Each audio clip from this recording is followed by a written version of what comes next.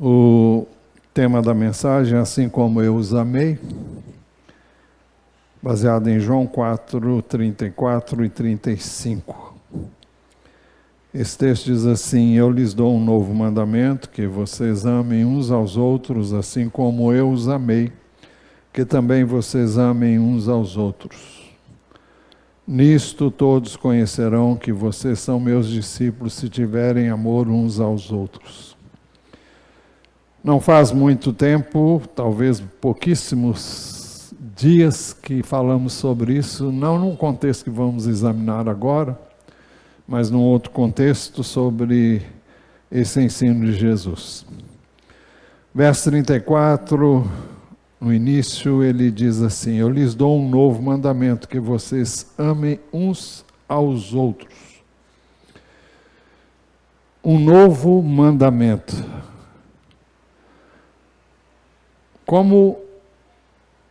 Ou melhor, qual o significado dessa expressão, um novo mandamento?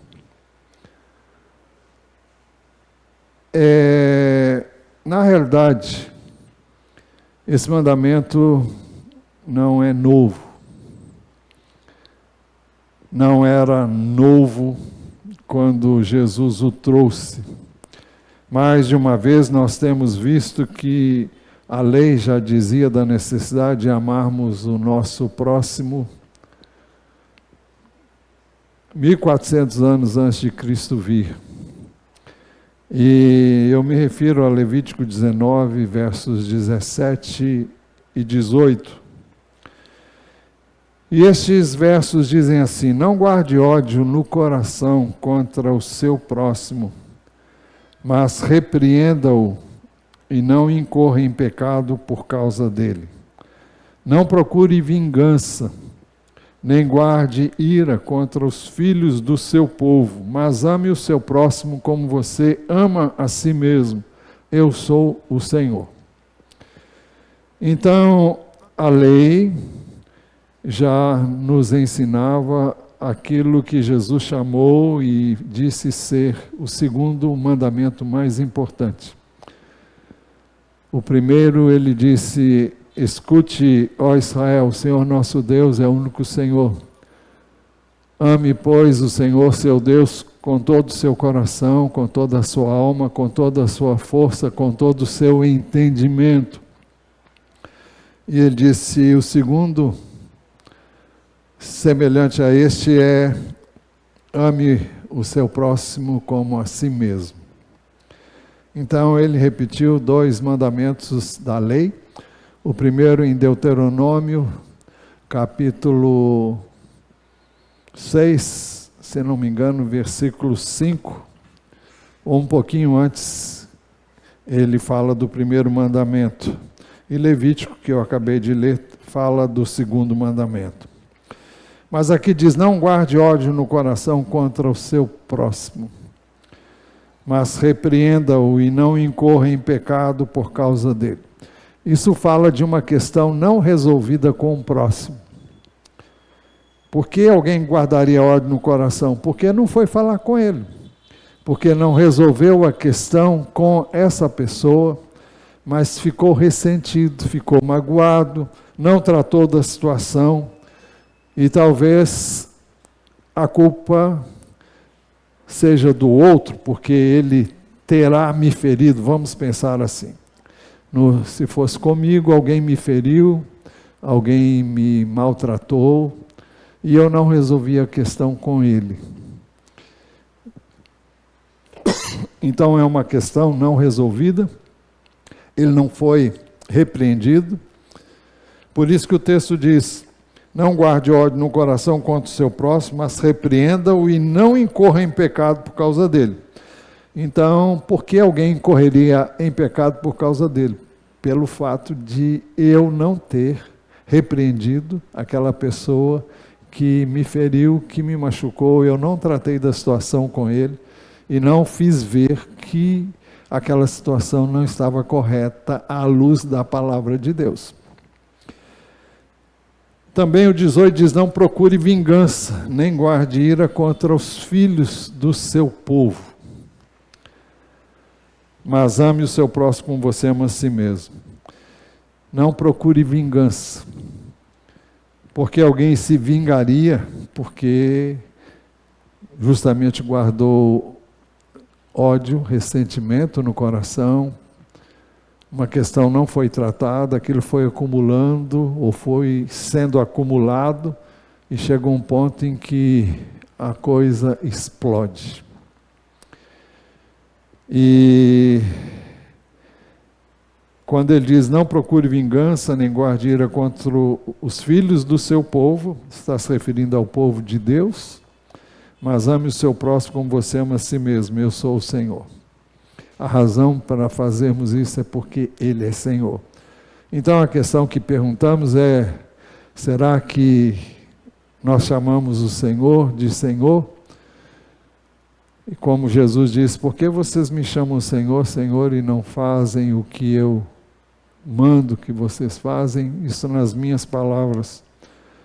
Mas é quase exatamente isso mesmo que ele diz na palavra dele, está registrado em Lucas e está registrado em Mateus também. Mas, então Jesus disse, um novo mandamento, eu lhes dou um novo mandamento, que vocês amem uns aos outros. O apóstolo João escreveu na primeira epístola, dizendo o seguinte, capítulo 2, versículo 7.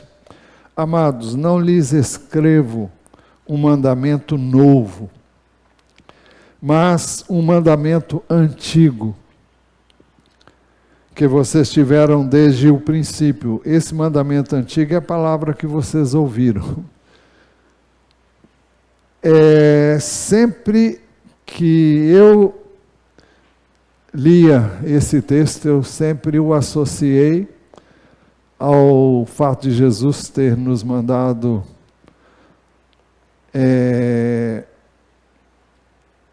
ao fato de Jesus ter dito, eu lhes dou um novo mandamento, que vocês amem uns aos outros, né?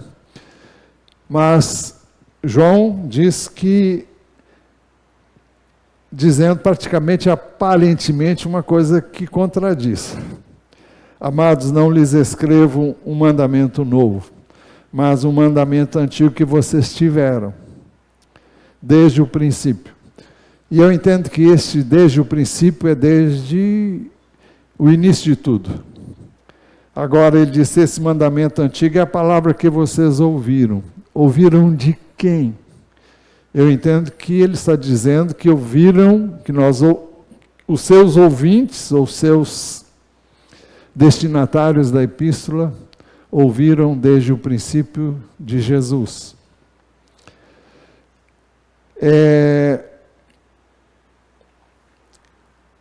Esse mandamento antigo é a palavra que vocês ouviram.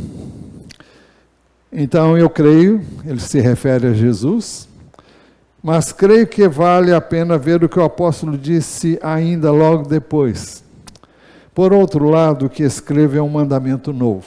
E aí ele diz a mesma coisa que Jesus disse, está registrado em João 13:34. Aquilo que é verdadeiro nele e em vocês, porque as trevas vão se dissipando e a verdadeira luz já brilha. O mandamento, mesmo sendo antigo, mesmo sendo um mandamento que constava da lei, que eu repito, foi dada pelo menos 1400 anos antes de Cristo. Mesmo sendo antigo, era novo, porque foi e é verdadeiro em Jesus. E foi verdadeiro em Jesus, e nós temos que pensar que ele veio como homem. Não é difícil pensar Deus amando assim, mas é significativo o fato de que ele diz que foi verdadeiro em Jesus. Nós temos que pensar que Jesus veio como homem, e como homem ele foi semelhante a nós em tudo, exceção feita ao pecado. Então, João está dizendo aquilo que era verdadeiro nele. Então foi verdadeiro em Jesus porque não foi conversa fiada. Porque ele nos faz entender que até então, desde que a lei foi dada, até aquele momento, ninguém tinha vivido esse mandamento como Jesus viveu. E Jesus disse em outro lugar que ele não veio para abolir a lei, mas ele veio para cumprir a lei. Não apenas no que diz respeito às profecias feitas acerca dele, mas também para viver na essência aquilo que a lei dizia que os seus ouvintes, os seus estudiosos deveriam fazer. É sabido que eu e você jamais cumprimos a lei. Jamais vivenciamos os mandamentos do Senhor na sua inteireza. Porque se tivéssemos feito isso, não precisávamos nem de Jesus, porque ele veio para receber sobre ele a condenação que havia sobre nós. Porque somos desde o início transgressores da lei de Deus. Que era aquela primeira que foi dada no Éden, que era a lei que veio depois por meio de Moisés, e que constava de mandamentos. São mais ou menos 600 mandamentos que nós encontramos nas páginas do Velho Testamento. E podemos também resumir em 10, e Jesus resumiu em 2, se quiserem, em um único mandamento, que é o amor. Mas, porque foi verdadeiro em Jesus,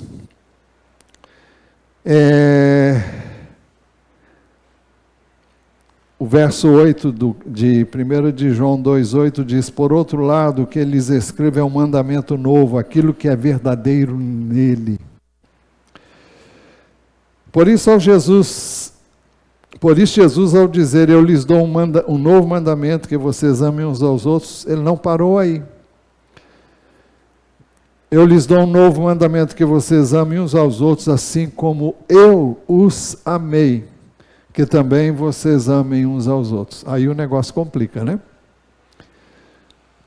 Não é amar como todo mundo amou, com suas falhas, é amar como eu amei, como Jesus amou, ele está dizendo. E como foi que Jesus amou os seus discípulos? O texto que mais se coaduna com essa pergunta é o João 13:1, antes da festa da Páscoa, sabendo Jesus que era chegada a sua hora de passar deste mundo para o Pai, tendo amado os seus que estavam no mundo, amou-os até o fim. É significativo que, tendo amado os seus que estavam no mundo, amou-os até o fim. E todos nós sabemos que todos eles pisaram na bola. Todos estes que são mencionados aqui no Evangelho de João falharam, fracassaram, pecaram, e fracassaram no sentido de amar o Senhor como deviam amar, e possivelmente como eu e você também faríamos se estivéssemos no lugar deles. Agora, como foi que Jesus amou os seus discípulos? O texto diz que ele amou os amou até o fim. Como é o amor de Jesus por nós? João 17, 20 e 23, e depois o texto que eu vou citar depois, nos ajudam a entender isso. Esse texto já foi citado aqui também bem recentemente. Não peço somente por estes, João 17, 20 a 23. Não peço somente por estes, mas também por aqueles que vierem a crer em mim, por meio da palavra que eles falarem, a fim de que todos sejam um, e como tu, ó Pai, estás em mim e eu em ti também, eles estejam em nós, para que o mundo creia que tu me enviaste. Eu lhes transmiti a glória que me deste, para que sejam um como nós o somos. Eu neles e tu em mim, a fim de que sejam aperfeiçoados na unidade, para que o mundo conheça que tu me enviaste e os amaste, como também amaste a mim. Bem, o texto que eu acabei de ler ressalta o amor do Pai pelo Filho. Para que o mundo conheça que tu me enviaste e os amaste, como também amaste a mim. Então, a ênfase aqui, na oração de Jesus, é que o mundo devia conhecer que ele havia sido enviado pelo Pai e que ele tinha sido objeto do amor do Pai, melhor dizendo, e que os seus discípulos tinham sido objetos do amor do Pai da mesma forma como ele tinha sido objeto do amor do Pai. Mas em João 17 ainda, versos 25 e 26, ainda nessa oração ele diz: Pai justo, o mundo não te conheceu, eu porém te conheci, e também estes reconheceram que tu me enviaste. Eu lhes fiz conhecer o teu nome, e ainda o farei conhecer, a fim de que o amor com que me amaste esteja neles, e eu neles esteja. E eu neles esteja. Um pouco antes, Jesus disse: eu neles e tu em mim. Então veja, o amor do Pai em Jesus e o amor de Jesus em nós. Porque Jesus ora para que haja uma unidade entre nós, o Pai, Ele. E Ele diz que essa unidade é possível por meio do Espírito Santo. Por isso que Ele diz: eu lhes transmiti a glória que me deste, para que sejam um como nós o somos. E essa glória é o Espírito de Deus, conforme já examinamos em ocasiões anteriores. Então, o que ele está pedindo é que essa unidade fosse plena. Para que isso acontecesse, ele estaria em nós e ele, Jesus, estaria como está no Pai. Ele diz, a fim de que, ele diz, eu neles e tu em mim, a fim de que sejam aperfeiçoados na unidade. Verso 23. Para que o mundo conheça que tu me enviaste, os amaste, como também amaste a mim. Então, o mesmo amor que eu recebi de ti, eles também possam experimentar neles. Então, o amor que Jesus tem por nós é o mesmo que o Pai tem pelo Filho, porque um está no outro, e é isso que Jesus quis e pediu na sua oração, que nós fôssemos um com Ele e com o Pai. Mas Jesus disse, assim como eu os amei, que também vocês amem uns aos outros. Voltando ao texto da Epístola de João 2,8, ele diz, por outro lado, o que eles escrevem é um mandamento novo, aquilo que é verdadeiro nele, ele acrescenta, e em vocês. É verdadeiro em Jesus, e ele diz, e em vocês. Ficaria meio estranho se não houvesse uma explicação. Ele explica ainda no mesmo verso, porque as trevas vão se dissipando e a verdadeira luz já brilha. Ele fala de um processo através do qual, à medida em que nós vamos conhecendo o Senhor, as trevas que existem em nós vão sendo dissipadas e aquilo que ele pediu, aquilo que Jesus ordenou que nós fizéssemos, vai se tornando possível. Ele disse: eu lhes dou um novo mandamento, que vocês amem uns aos outros, assim como eu os amei, que também vocês amem uns aos outros. E João diz, por outro lado, que ele lhes escreve um mandamento novo, aquilo que é verdadeiro nele e em vocês. E a razão é porque as trevas vão se dissipando e a verdadeira luz já brilha. E essa verdadeira luz é Jesus em nós. E Jesus diz que nós somos a luz do mundo. E isso implica em viver como Jesus viveu e manifestar a vida dele, que nós temos visto nos domingos de manhã, é algo que ele planejou para a igreja como um todo, que manifeste a vida dele, porque a igreja é o seu corpo. Mas o apóstolo João continua explicando, 1 de João 2, 9 a 11.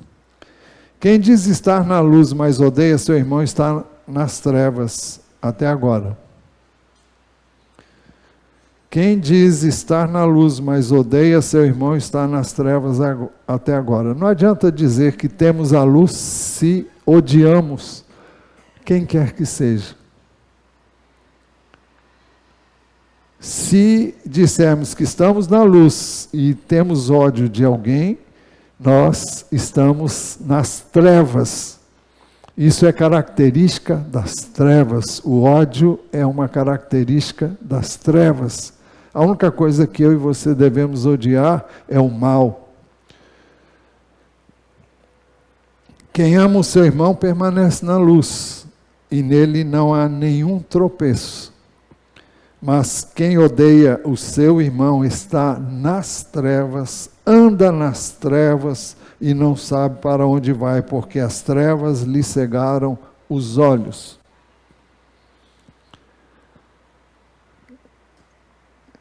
Assim, se professamos o nome do Senhor Jesus, não é coerente guardar em nosso coração qualquer ressentimento contra quem quer que seja. Eu e você não podemos nos dar ao luxo de ficar ressentido com ninguém, porque isso seria trazer trevas para a nossa vida, seria contradizer aquilo que a palavra de Deus diz. Porque a palavra diz: quem odeia seu irmão está nas trevas, anda nas trevas e não sabe para onde vai, porque as trevas lhe cegaram os olhos.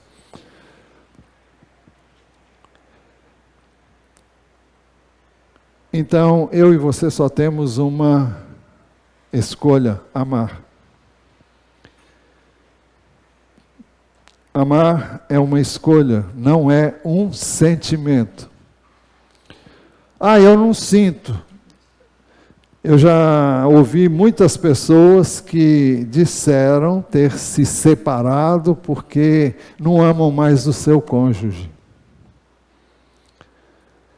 Bem, isso é compreensível do ponto de vista do mundo, de quem não conhece o Senhor, mas isso não é possível no meio de alguém que professa o nome do Senhor. Porque nós somos ensinados e ordenados no sentido de que amemos o nosso irmão quanto mais o cônjuge. Eu não posso obrigar o cônjuge a ficar comigo, mas eu não posso odiar o cônjuge em nenhum momento. Então, eu estou dizendo isso porque bom, já ouvi isso muitas vezes. Eu não sinto mais nada por meu cônjuge.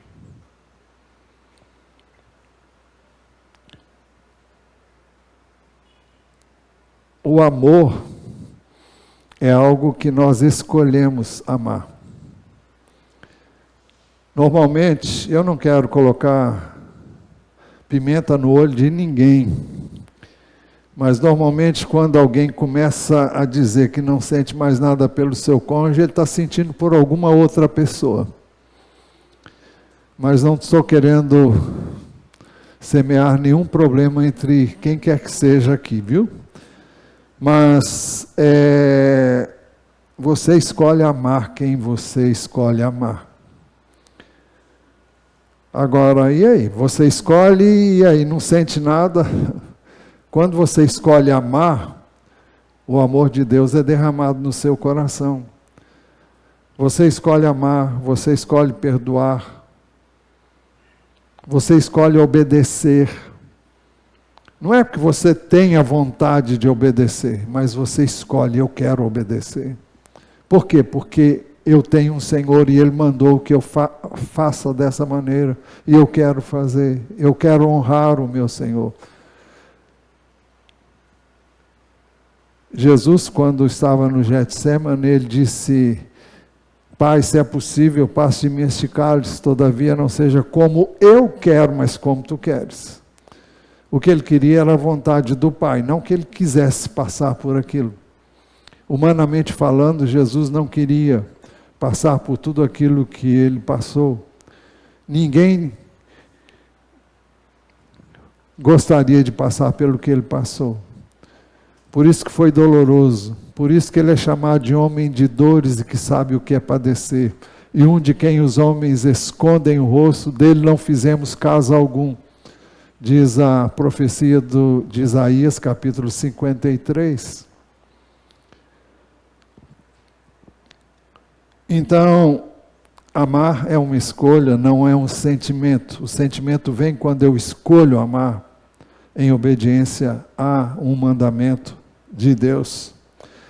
Perdoar é uma escolha e o sentimento vem quando nós tomamos uma atitude e agimos como quem perdoou.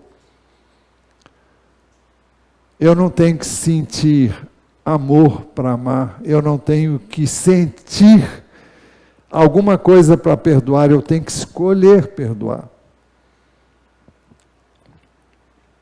Foi por isso que Jesus disse também: aquele que tem os meus mandamentos e os guarda, esse é o que me ama. E aquele que me ama será amado por meu Pai, eu também o amarei e me manifestarei a ele.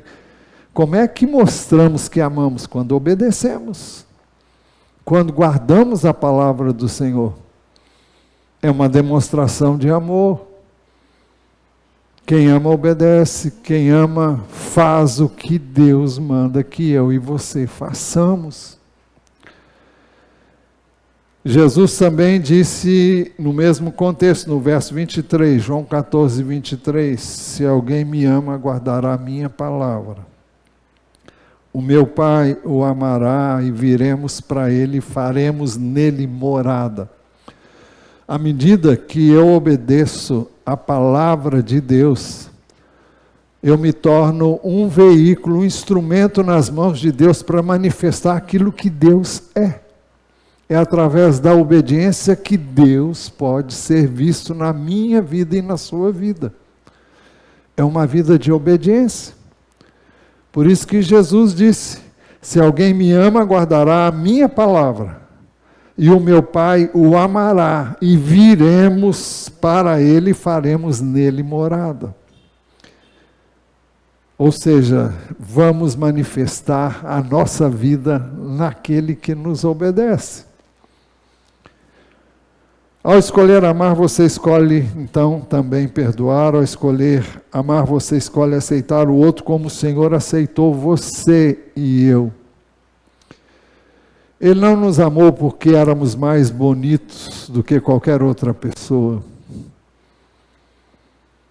Havia uma feiura em nós indescritível. Essa feiura chama pecado. Havia uma sujeira em nós que não pode ser descrita. Eu e você fomos encontrados sujos, imundos, por causa do nosso pecado. E nem por isso Ele deixou de nos amar e deixou de dar a vida dele por nós. A Bíblia diz que Deus prova o seu amor para conosco pelo fato de ter Cristo morrido por nós, sendo nós ainda pecadores.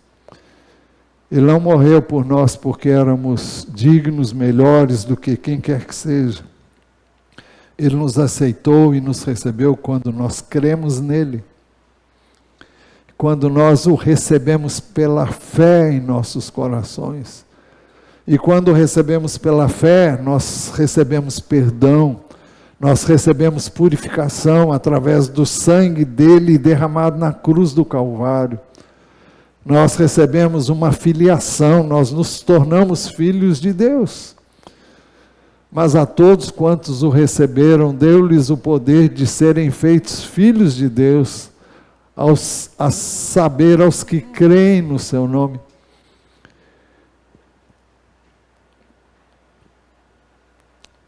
Você pode fazer essa escolha, porque o Senhor não diz para você e eu fazermos nada sem que Ele nos capacite para fazer. Ele só quer que eu creia no que Ele disse para eu fazer e eu faça, confiado nele. Você e eu podemos amar porque quando cremos nele, o amor de Deus é derramado em nossos corações. Romanos 5,5 diz: porque o amor de Deus é derramado em nosso coração pelo Espírito Santo que nos foi dado. Quando nós cremos em Jesus, nós recebemos um coração novo, recebemos uma vida nova. O Espírito de Deus vem residir em nosso coração e o amor de Deus é derramado em nosso coração, em nossos corações. Foi por isso que Jesus disse: nisso todos conhecerão que vocês são meus discípulos, se tiverem amor uns aos outros. Vivemos num mundo carente e necessitado do amor de Deus.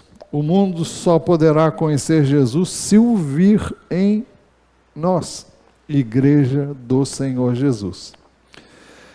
Vejam o que diz Atos 2, 46 e 47, com relação à igreja no início, nos primórdios da igreja. Diariamente perseveravam unânimes no templo, partiam pão de casa em casa e tomavam as suas refeições com alegria e singeleza de coração, louvando a Deus e contando com a simpatia de todo o povo. Enquanto isso, o Senhor lhes acrescentava dia a dia os que iam sendo salvos. O que significa a simpatia de todo o povo? Significa que as pessoas viam, trocando em miúdos, viam Jesus na igreja. É isso que eles viam. Porque o que Jesus veio manifestar pode ser dito numa única palavra: amor. Amor por mim, amor por você.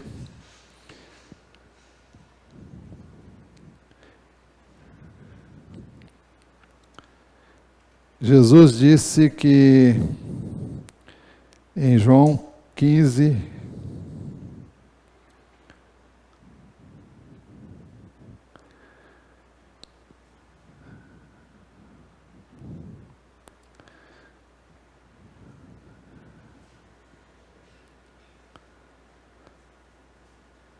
verso 9: como o Pai me amou, também eu amei vocês.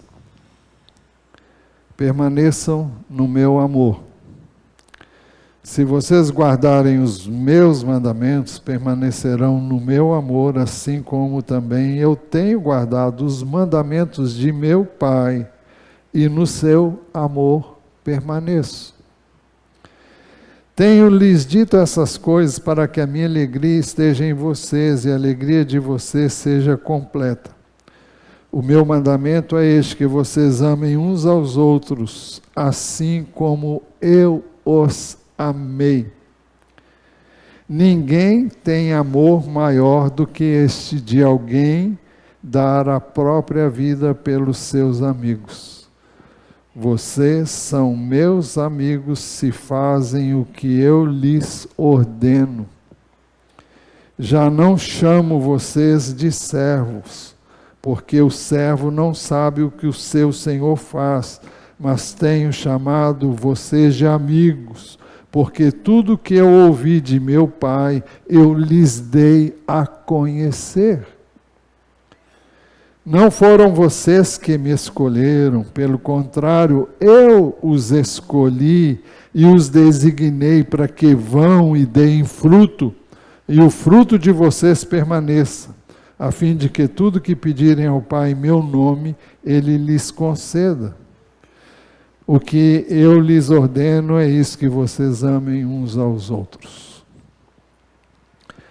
A questão é como é que nós vamos amar como Jesus nos amou. É através dele mesmo, é pela fé, é confessando o nosso pecado quando nós falhamos em amar, quando falhamos em fazer o que ele manda que eu e você façamos, e dizendo: eu quero amar. Eu quero amar como o Senhor ordena que eu ame o meu próximo.